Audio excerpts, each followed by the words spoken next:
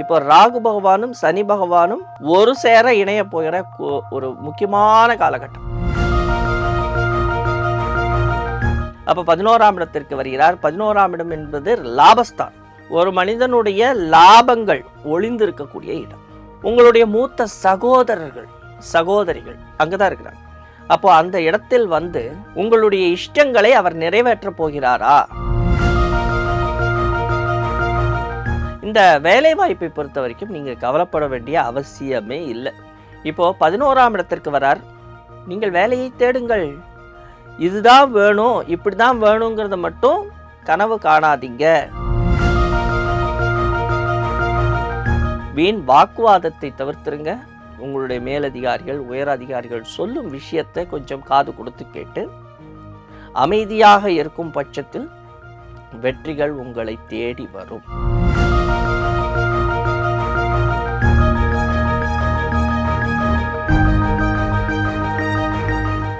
ஆஸ்ட்ரோவிடன் ரிஷப ராசி நேயர்களே, அன்பு வணக்கம். ரிஷப ராசி அல்லது ரிஷப லக்னக்காரர்கள் இந்த இருவருக்குமான இந்த பலனை எடுத்துக்கொள்ளுங்கள்.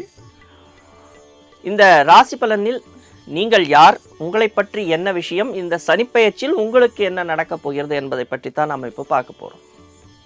தர்ம கர்மாதிபதி சனி பகவான் உங்களுக்கு தர்ம கர்மாதிபதி. அவர் இத்தனை நாள் 10ஆம் இடமான கர்மஸ்தானத்தில் இருந்தார். இப்பொழுது 11ஆம் இடம் என்று சொல்லக்கூடிய லாபஸ்தானத்தில் இடம்பெயர்கிறார். இவர் இடம்பெயர்கின்ற நாள் மிக மிக முக்கியம். ஏன்னா அவர் இடம்பெயர்ற நாள் வந்து பார்த்தீங்கன்னா பிரதமை திதி. அதே நேரம் சதுஷ்பாத நாம கரணத்தில் அவர் இடம்பெயர்றார். அவர் மீனராசி மண்டலத்தில் வரும்பொழுது அங்கே ஏற்கனவே உங்களுடைய ராசி அல்லது லக்னாதிபதி அங்கே இருக்கிறார். அவரை வரவேற்கிறார். நண்பர்கள் இருவரும் சேரப்போகிறார்கள். ஆனால் இவர் இப்பொழுது ராகு பகவானுடன் இணைந்துதான் பிறகு அவர் அடுத்த கிரகங்களுடன் இணைவார். இப்போ ராகு பகவானும் சனி பகவானும் ஒரு சேர இணைய போகிற ஒரு முக்கியமான காலகட்டம். ராகு பகவான் பூரட்டாதி 4ஆம் பாதத்தில் இருக்கிறார். இப்பொழுது சனி பகவானும் பூரட்டாதி 4ஆம் பாதத்தில் வருகிறார். சனி பகவான் இப்பொழுது உங்களுடைய ராசியை பார்க்க போகிறார். அதாவது இந்த ரிஷபராசி மண்டலத்தை அவர் பார்வையிட போகிறார். நீங்க யாரு அப்படின்னா, சிரிச்சுக்கிட்டே எல்லா விஷயத்தையும் தெரிஞ்சுக்கிட்டு எல்லா விஷயத்திற்கான வழியையும் தெரிஞ்சுக்கிட்டு ஆனால் விதி போகிற போக்கில் இருக்கக்கூடிய ஒரு அழகான ஆத்மாக்கள்.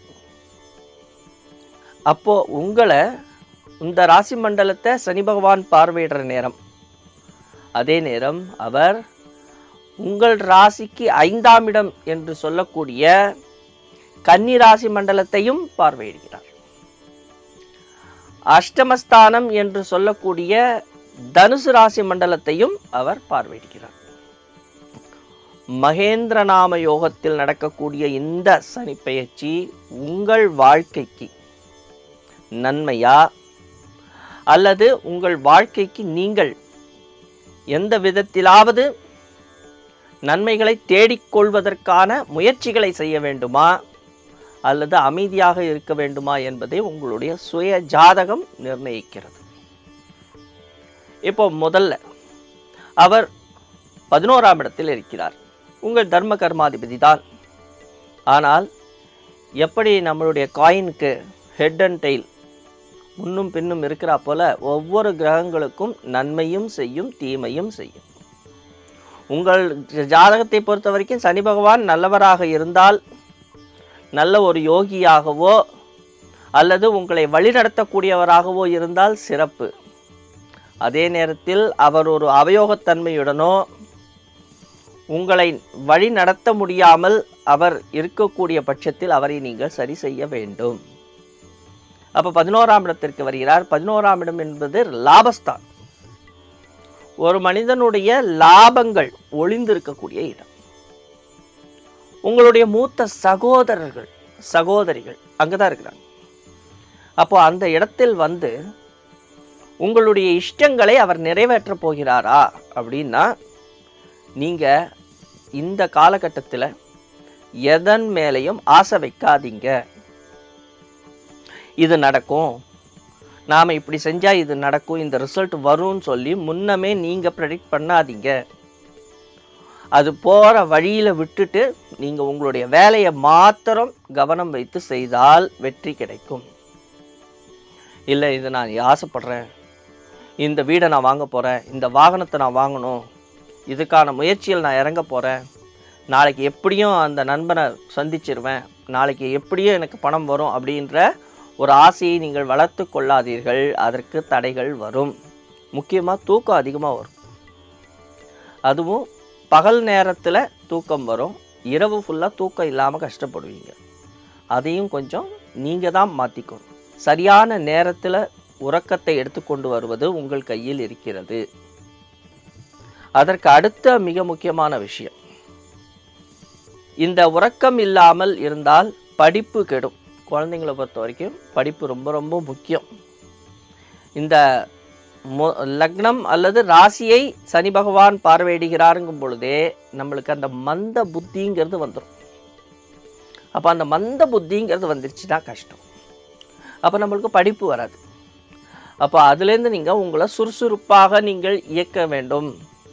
குழந்தைகளை பொறுத்த வரைக்கும் சுறுசுறுப்பாக இயங்க வேண்டும்.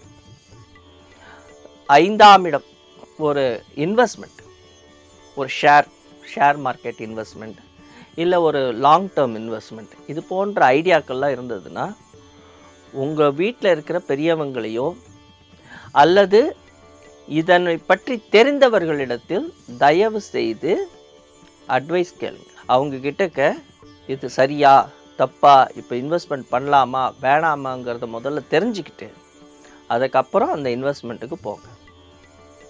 புதுசாக ஒரு காதல் வருது அப்படின்னா கொஞ்சம் யோசிங்க. இதனால் உங்களுக்கு பிரச்சனைகளும் வரும். அதனால் கொஞ்சம் அமைதியாக யோசித்து செயல்படுறது உங்களுக்கு நல்லது.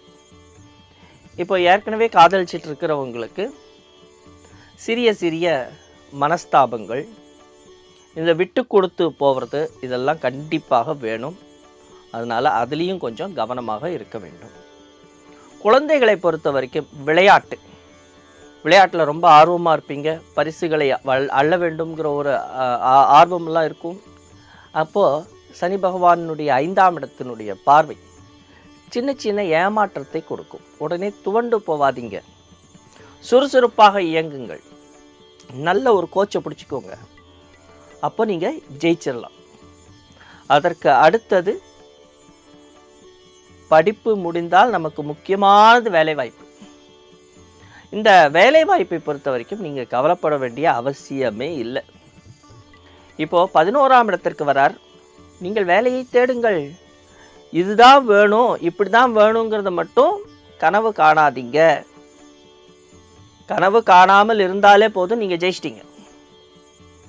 உங்களுக்கு வெற்றிகள் குவியும். அதே நேரத்தில் இவர் இப்போ பிரதமை திதியில் போகிறார் சனி பகவான். அப்போ இந்த பிரதமை திதியில் ஒரு விஷயங்கள் நடக்கும் பொழுது, இந்த மகரம் சொல்கிறது காலபுருஷனுடைய 10ஆம் இடமான கர்மஸ்தானம். அந்த இடத்தை திதி சூன்யமாகுது. அதனால் கொஞ்சம் ஜாக்கிரதையாக இருக்கும். வேலை செய்பவர்களுக்கு கொஞ்சம் எச்சரிக்கை, நிதானம் தேவை. அதே நேரம் உங்களுடைய ராசிக்கு, உங்களுடைய லக்னத்திற்கு 6ஆம் இடம் என்று சொல்லக்கூடிய துலா ராசி மண்டலம் திதி சூன்யத்தில் வருது. கொஞ்சம் வேலையில் பணிவாக நடந்துக்கோங்க. வீண் வாக்குவாதத்தை தவிர்த்துருங்க. உங்களுடைய மேலதிகாரிகள், உயர் அதிகாரிகள் சொல்லும் விஷயத்தை கொஞ்சம் காது கொடுத்து கேட்டு அமைதியாக இருக்கும் பட்சத்தில் வெற்றிகள் உங்களை தேடி வரும். அதை முதல்ல மனசுக்குள்ளே வச்சுக்கணும்.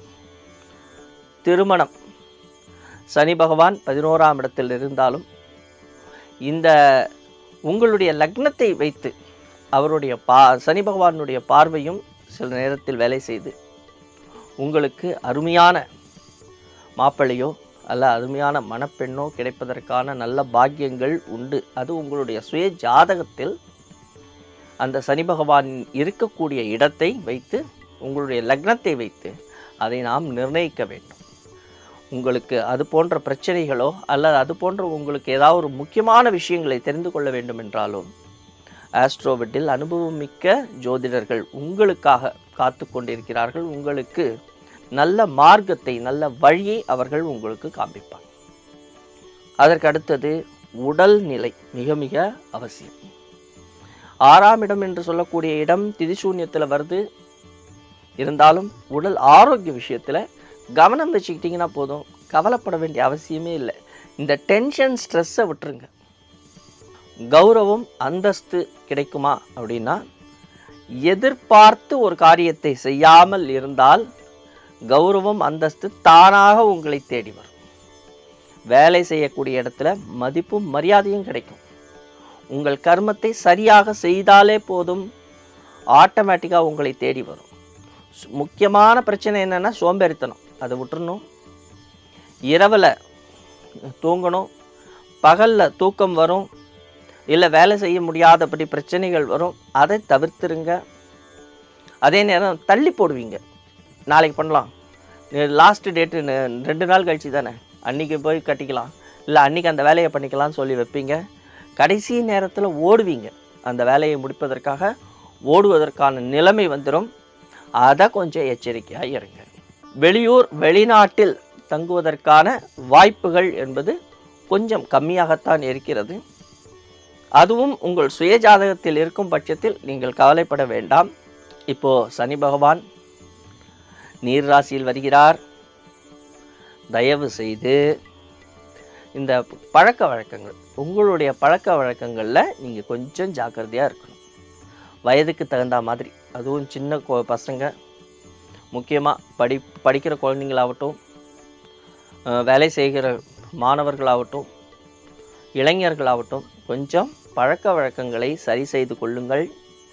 ஏன்னா இந்த பழக்க வழக்கங்கள் காலம் ஃபுல்லாக இருக்கிற மாதிரியான ஒரு சூழ்நிலை ஏற்பட்டுவிடும். அது உங்கள் உடல்நிலைக்கு மாத்திரமல்ல, உங்களை சுற்றி உள்ளவர்களுக்கும் அது கேடு விளைவிக்கும் என்பதை தயவு செஞ்சு புரிஞ்சுக்கோங்க. தெய்வ வழிபாடு, சரி இதற்கெல்லாம் பிரச்சனையை தீர்க்கணும், தெய்வ வழிபாடு இருக்கா அப்படின்னா, தெய்வ வழிபாடு என்பது நம்முடைய மனதை ஒருநிலைப்படுத்தி நம்மளை நல்ல வழியில் எடுத்து செல்வதற்காக செய்யக்கூடிய இந்த வழிபாடுகள்.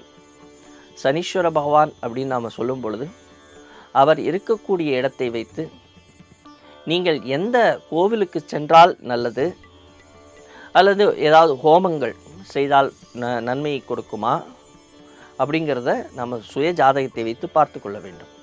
இருந்தாலும் இப்பொழுது நமக்கு தெரிந்த ஸ்தலம் அப்படின்னு சொன்னால் திருநள்ளாறு.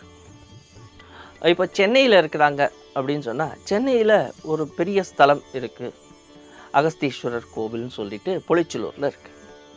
அது மாதிரி ஒவ்வொரு ஊருக்கும் ஒரு சனி பகவானுடைய புராண ஸ்தலங்கள் இருக்கிறது. சிவன் கோவிலில் சனி பகவான் தனியாக இருப்பார். அது போன்ற கோவில்களிலும் சனி பகவானுக்கு பிரீத்தி செய்வது நல்லது. அப்போ சனி பகவானுக்கு பிரீத்தி செய்வதற்குரிய தினத்தில் சனீஸ்வர பகவானை காணும் முன்பு அந்த கோவில் உள்ள மூலவரை தரிசிக்க வேண்டும். அந்த மூலவர் கிட்டக்க முதல்ல விநாயகர், அதுக்கப்புறம் சிவனோ பெருமாளோ அந்த மூலவரை தரிசிக்கணும். அதற்கு அடுத்தது தாயாரை தரிசிக்கணும். அதன் பிறகு சனீஸ்வர பகவானுக்கு பூஜை செய்ய வேண்டும். ஸோ சனி பிரீத்தியில் முடிஞ்ச வரைக்கும் உணவு தானமாக கொடுங்க. அட்லீஸ்ட் வாரத்துக்கு ஒரு நாள் உணவு தானமாக கொடுங்க. காலணிகள் கொடுங்க. யாருக்காவது காலணிகள் இல்லைன்னா காலணிகள் கொடுங்க. வாழ்க்கையில் பலவிதமான நன்மைகள் வரும். இவை எல்லாவற்றிற்கும் மேலாக மிக முக்கியமாக ஒன்றே ஒன்று, டெய்லி உங்கள் அம்மாவுக்கு நமஸ்காரம் பண்ணிட்டு போ. அம்மாவை திட்டாதீங்க, அம்மா கூட வேஸ்ட்டாக வம்பு வழக்கல் வச்சுக்காதீங்க. இது போன்ற பிரச்சனைகள் இருக்குதுன்னு பாருங்கள். அப்போது உங்களுக்கு சனி பகவானுடைய பிரச்சனை இருக்கிறது என்ற அர்த்தம். அவ்வாறு இருக்கும் பட்சத்தில் நீங்கள் சரியான ஜோதிடரை அணுகுவதும் சரியான முறையில் அதற்கான பலாபலன்களை செய்வதும் உங்களுக்கு நன்மையை கொடுக்கும். நன்றி, வணக்கம்.